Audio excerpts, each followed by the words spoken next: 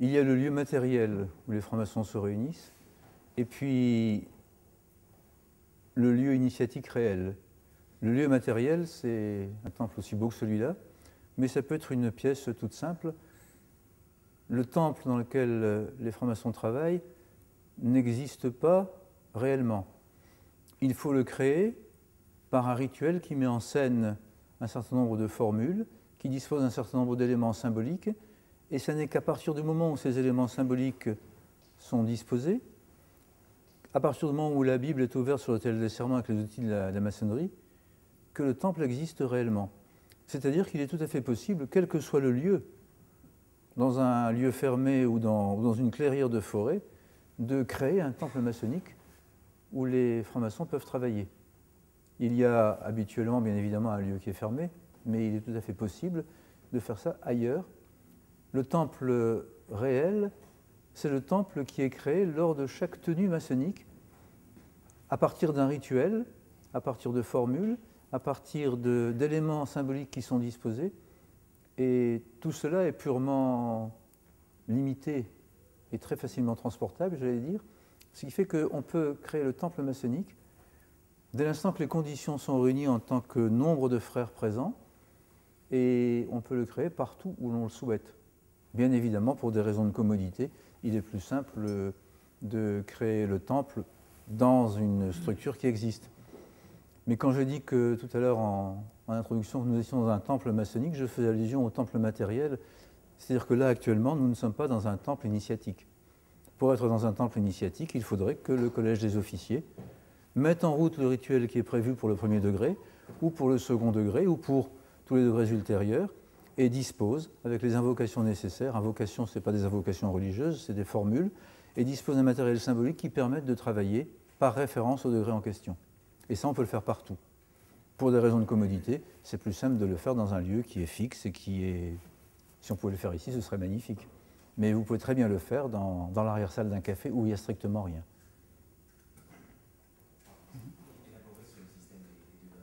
Pardon ? Est-ce que vous pourriez élaborer sur le système des degrés ? Des degrés dans le rite écossais que nous pratiquons ou dans tous les rites ?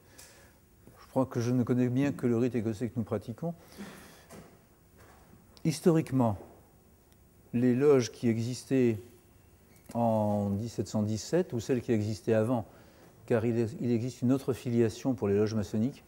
Il y a toute une filiation qui vient d'Écosse et d'Irlande, simplement parce qu'avant 1717, il y a eu dans le Royaume-Uni des guerres de religion assez conséquentes.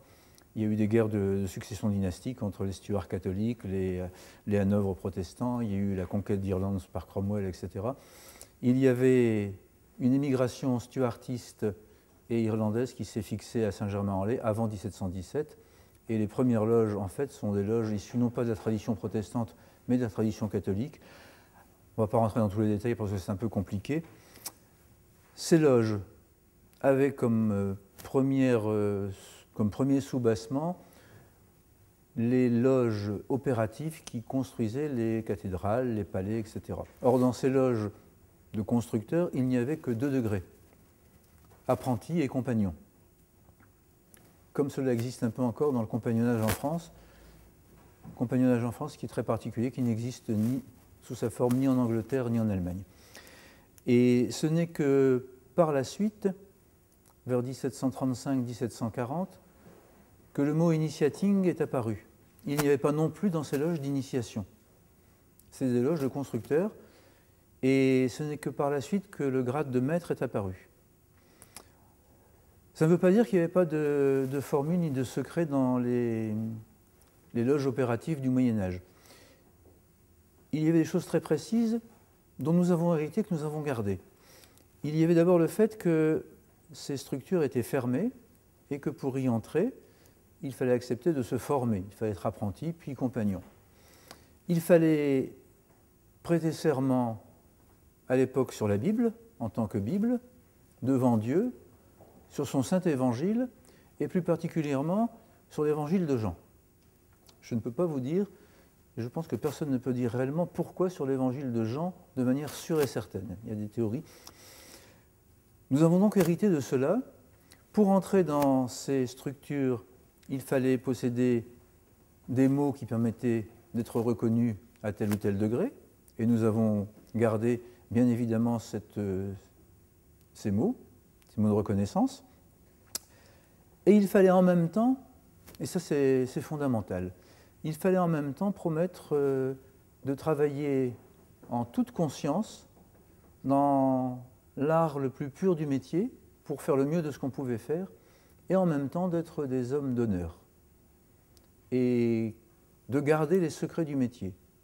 Et nous avons hérité, très clairement, puisque les travaux sont couverts par le secret initiatique, nous avons gardé cette dimension du secret des travaux qui viennent des loges opératives, parce qu'il était évident qu'il ne fallait pas divulguer l'art du métier, le tour de main, on va le dire comme cela, mais en même temps, nous avons gardé l'idée qu'il fallait respecter un certain nombre de codes moraux qui étaient ceux de la maçonnerie opérative. Et ces codes moraux, nous en avons gardé non pas le code moral tel qu'il était, mais l'obligation de nous situer dans un code moral qui était celui du XVIIIe siècle, puis qui est celui du XIXe et qui est celui du XXe. Le détail du code moral peut changer. La loi morale naturelle n'a guère changé depuis les temps bibliques et les temps grecs. Et c'est bien cela qui fait la spécificité des loges maçonniques, le secret des travaux initiatiques et le code moral, on va le dire très simplement.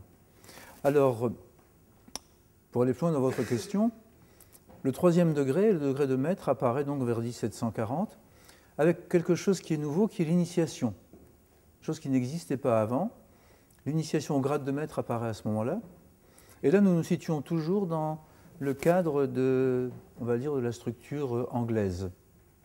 1717-1740, ce sont des loges anglaises ou des Anglais qui commencent à migrer. Les Anglais ont toujours été un peuple de commerçants et de navigateurs. Et les premières loges en France, c'est Dunkerque, Nantes, Bordeaux, Marseille. Dunkerque, Amitié et Sincérité, c'est 1721, me semble-t-il. 21, c'est... Amitié et Fraternité, excuse-moi. À Dunkerque, je m'excuse, c'est Amitié et Fraternité. On a une trace d'une loge à 1721, donc 4 ans après 1717. Et puis des ports de la France, le rite a monté. En même temps, à Saint-Germain-en-Laye, il y avait les émigrés stuartistes qui avaient apporté leur loge également, tradition irlandaise aussi. Donc tout ça s'est développé. Dans les pays de langue anglo-saxons, les choses en sont restées à peu près là. La maçonnerie initiale des 3 premiers degrés vient au sens large du Royaume-Uni, d'Angleterre, d'Écosse, d'Irlande. Par la suite, des degrés qu'on a qualifiés de supérieurs après, on peut enlever le mot de supérieur, des degrés de perfection, c'est quand même plus intéressant à dire comme cela, se sont créés, et là ils se sont créés en Europe continentale. Il y a eu des élaborations assez complexes en France, en Allemagne, en Suède, de nouveaux degrés. En 1762, si mes souvenirs sont bons, il y a un rite qui comporte d'abord 18 degrés, puis 25 degrés, qui s'appellera le rite de perfection, et qui va être géré par les grandes constitutions, par les constitutions de Bordeaux. On n'est plus dans les constitutions d'Anderson de Londres, on est dans les constitutions de Bordeaux. Et c'est le début du rite écossais ancien et accepté. En 1786, le rite est définitivement élaboré en 33 degrés, et il est élaboré en Allemagne, puisque c'est mythologiquement, mais c'est la réalité des choses, on a le texte, les grandes constitutions de Berlin sont signées et promulguées par le grand Frédéric II de Prusse, je pense 1 an avant sa mort. Et donc, le développement du rite en 18, puis en 25, puis en 33 degrés, s'est fait en Europe continentale.